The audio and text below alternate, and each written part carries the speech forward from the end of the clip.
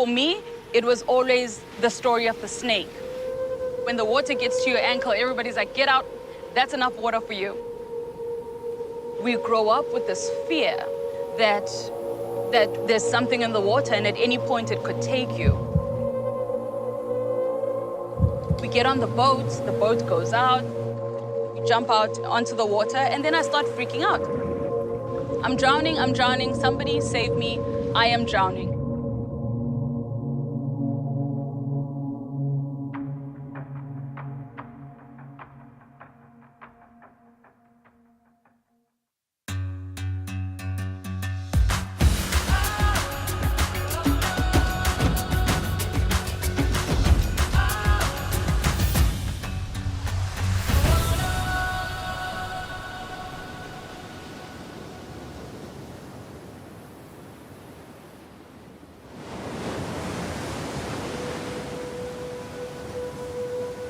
It's very difficult for us to give meaning to things that we don't understand, especially in the space of water. It's a question of how do we re-look at this whole narrative. My name is Zandile Ndlovu and I'm a 32-year-old from South Africa. So I grew up in Soweto, which is very far from the sea. Like a lot of us growing up, you know, we don't really come across the sea until that one trip that happens when you get closer to the ocean. The myths around the ocean growing up have always been about a big snake that takes little children. As the water pulls in, when the waves are crashing and pulling the water in, and if any of the kids didn't make it out, the snake took them. My grandmother will say, Umnumzan is out, and that means that the big snake is out and everyone must be careful. I mean, growing up as black young people was impossible. Like, a pool was daunting. A normal swimming pool was daunting. My whole life, I've always felt like I don't fit in. Never finding home in the spaces where I was at. My corporate experience was interesting. It felt uncomfortable because there was a box. I didn't want to sit in the woman box. I didn't want to sit in the black box. I didn't want to sit in any box.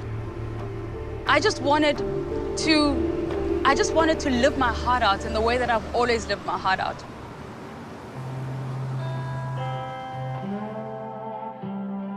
In 2016, I was going through a little bit of a hard time in my life. It was a little bit of a rattle at the end of my marriage. And I decided to go to Bali. I was riding my bicycle down to breakfast and I heard this guy saying, snorkel trip, snorkel trip. And I mean, I'd always wanted to go on a snorkel trip, but it had never happened. And so I signed up and the guy gave me my mask and snorkel fins and that was that. And we jump out into the water. As I watched the dive master at the bottom of the ocean, I took out my snorkel and I dived down to the bottom. And I was with him, picking up these shells and looking at him. And I'll never forget the feeling. There was this place that existed that was for me. I had never in my life been more at home.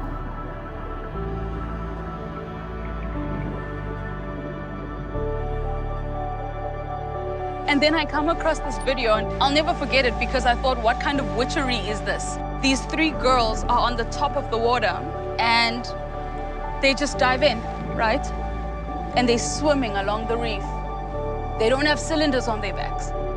And I just thought, what the hell is going on? So then I obviously go onto my laptop to find out what it is. And I found out that that was free diving. You dive into space and you're just by yourself and all that surrounds you is just a beauty and a peace like you've never known. And you're free from what is to come. You're free from what has happened.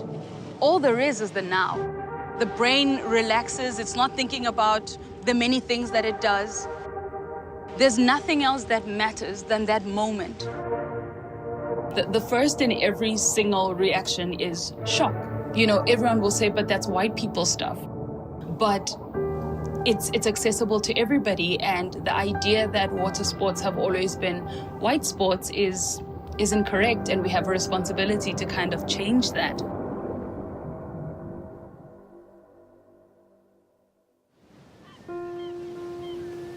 Becoming the first Black freediving instructor is not an individual achievement. I think it's a country's achievement because it talks about opportunity and access and the ability to dream even from where we come from. So I decided to start the Black Mermaid Foundation because, one, there is a present fear when it comes to water, when it comes to Black and brown people. I wanted to create a safe space to have discussions and how does that open up opportunities? These are spaces that are largely untransformed in South Africa.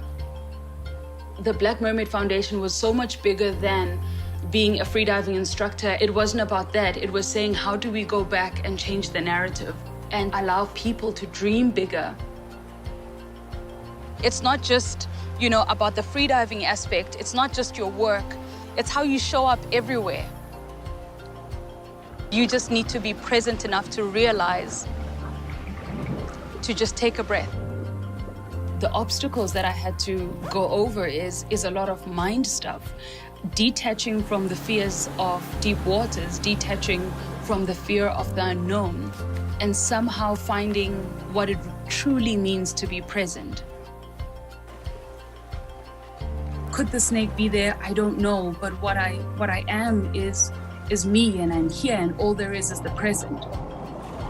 Freediving has taught me that the ocean is an alive creature, and for me, as I go into the waters, I arrive here not with fear, but with respect.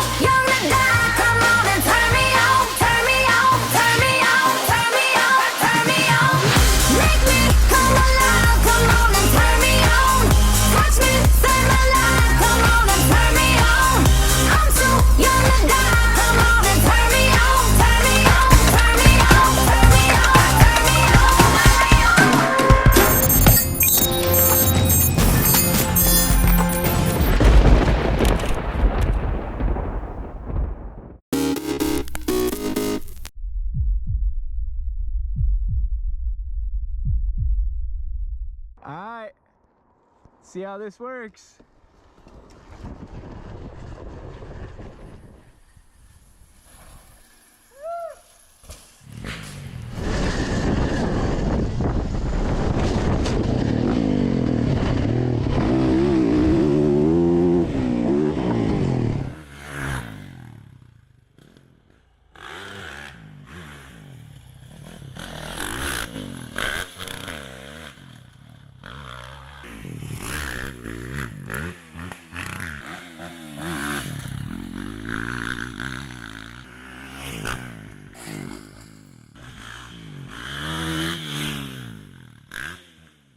He'll ride it.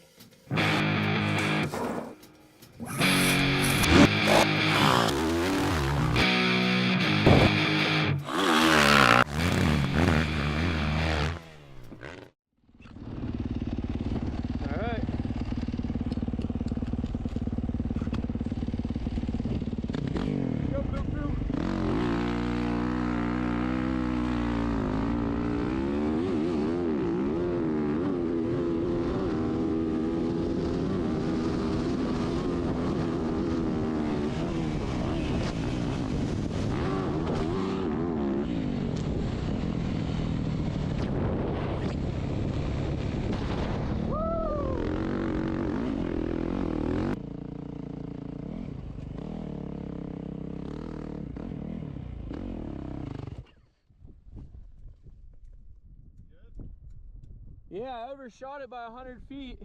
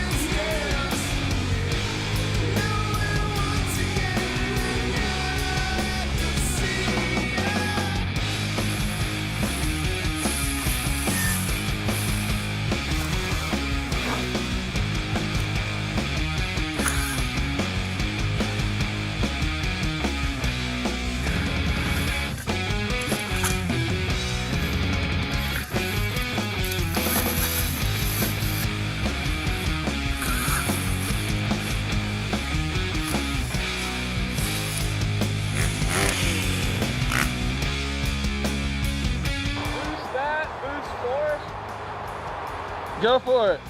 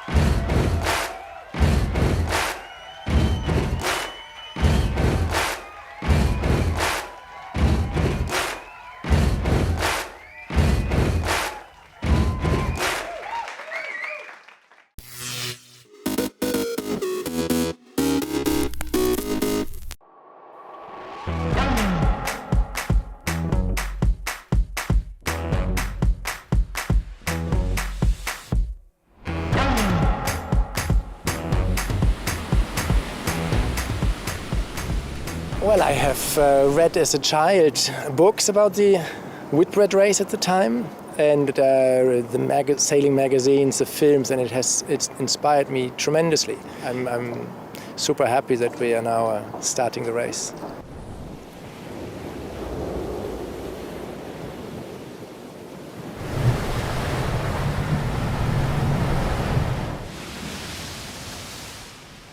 I want this race to become part of the IMOCA class, our sailing race boat class from the Vendée Globe. And 2026 and then ongoing, I think really there can be something very strong if we have an agenda with both races around the world linking together. And that's basically driving me to do this one.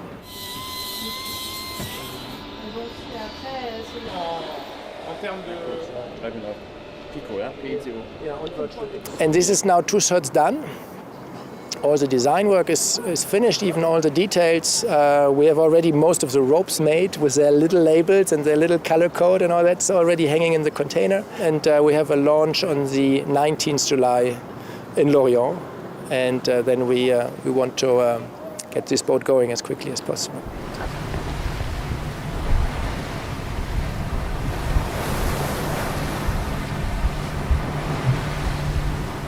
Well, for me, that was a very natural thing. We have already, in the past years or decades on the IMOCAs, we have always been sailing with crews. Even like 15 years ago, there was a Europe race to Istanbul where there were 5 on board. And we had seen last summer that there was the Ocean Race Europe, which went fabulously with 5 people on board, 4 sailors and 1 onboard reporter.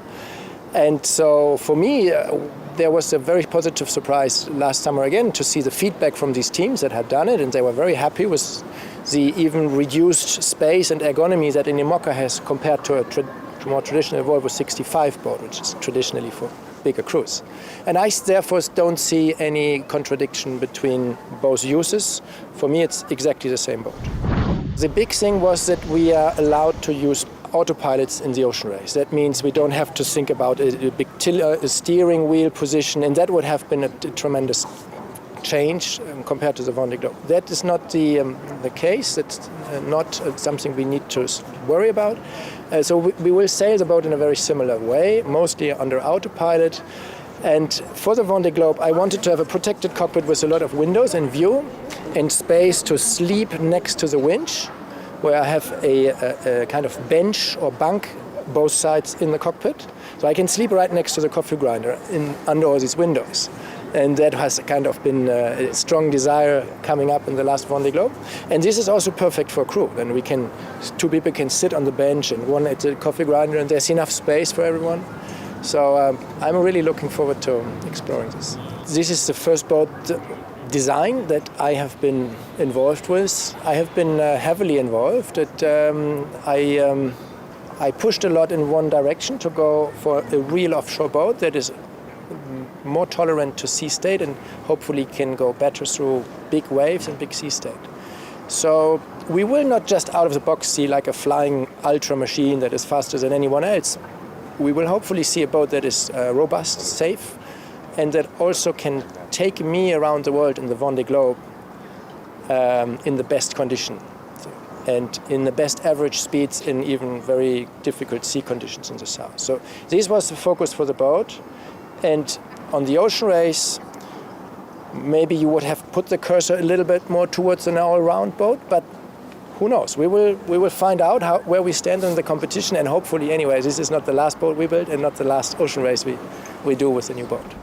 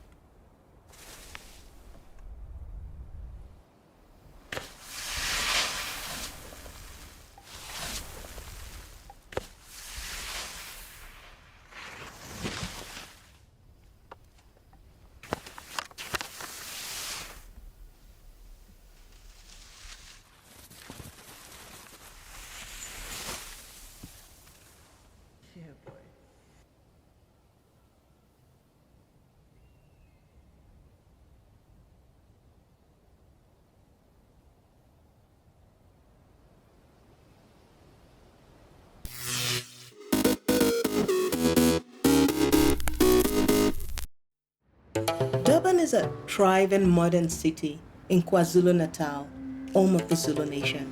Its people live a fast-paced 21st century life, yet many of them carry their traditions deep within them. I find that the traditional Zulu attire is so regal looking. Just the colors and the vibrancy, just beautiful. I traveled out of Durban to discover the Zulu way of life. I didn't realize how close the city is to the beautiful rolling hills of Heartland.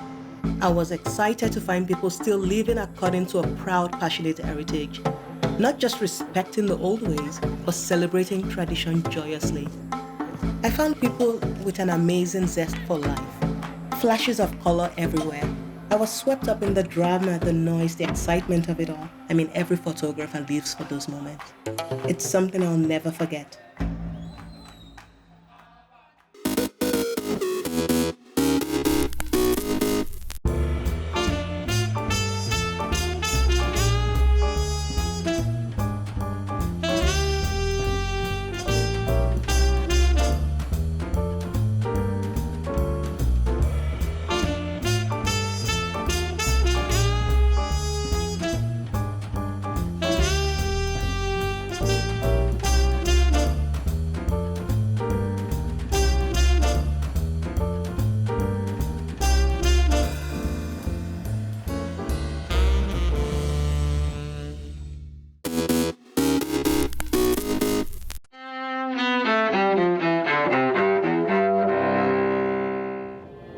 August 21st, 1991.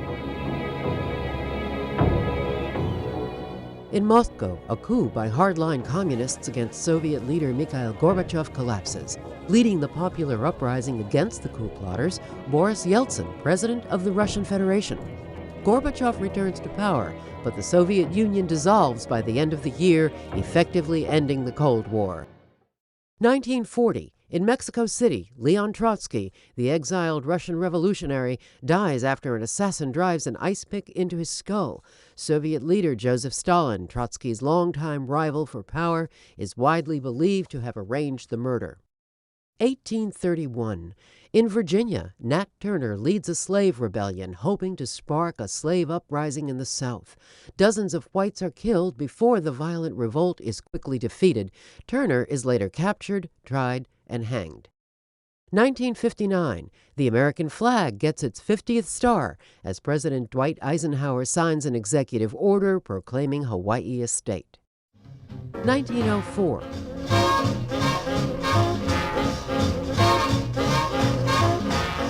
Count Basie, one of jazz music's greatest band leaders, is born in Red Bank, New Jersey. And 1938, Kenny Rogers, the country singer and songwriter with decades of hits, is born in Houston, Texas. Today in history, August 21st. Sophia Manos, The Associated Press.